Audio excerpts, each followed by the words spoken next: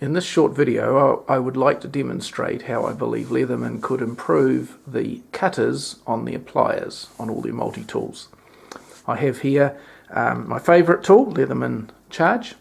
I have a Wingman and I have a Leatherman Surge. But to demonstrate the cutting edges on common tradesman's tools, I've got 4 Klein tools here.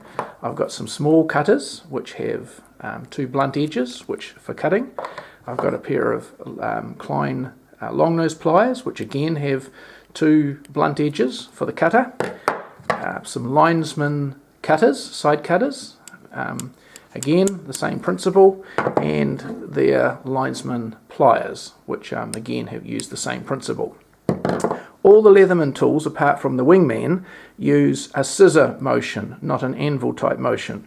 The Wingman is the only one with the anvil type motion, but the anvil, the 2 edges are very broad at the top, so they don't cut nearly as much as any of these other tools here.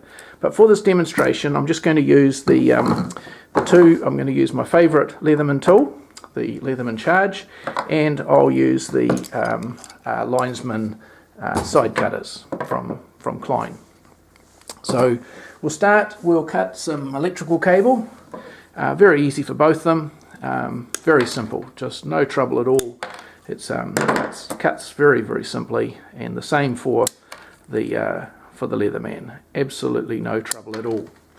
Now I'll move on to some very fat electrical cable.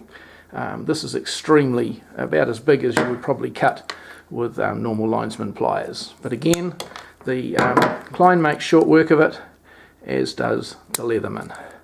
Probably not quite wide enough to cut it, take 2 cuts, but it cuts it nice and neatly, no issues at all.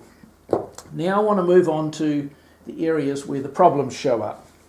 So here is alarm cable. This is the sort of cable that you use for security alarms in a house, and the wires are quite tiny, but these great big linesman pliers just cut it beautifully every time, no trouble at all.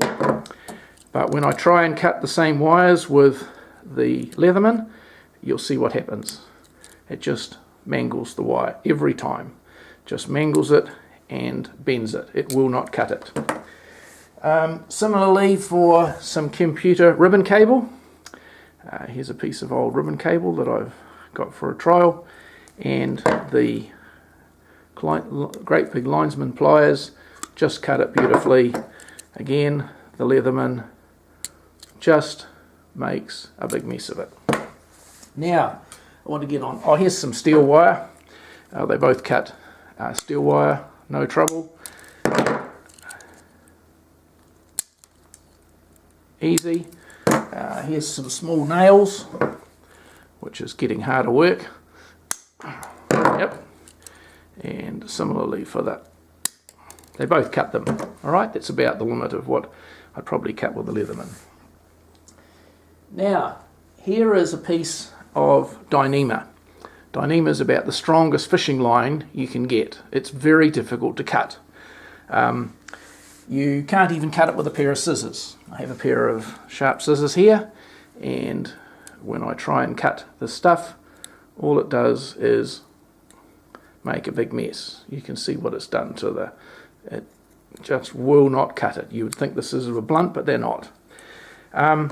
The interesting thing is, these great big linesman's cutters will cut it very nicely. Do it again.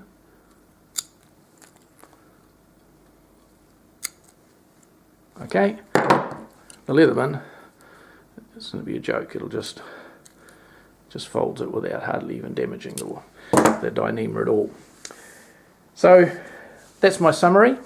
I believe by going to anvil cutters, the Leatherman tool would be more useful to all users. Thank you.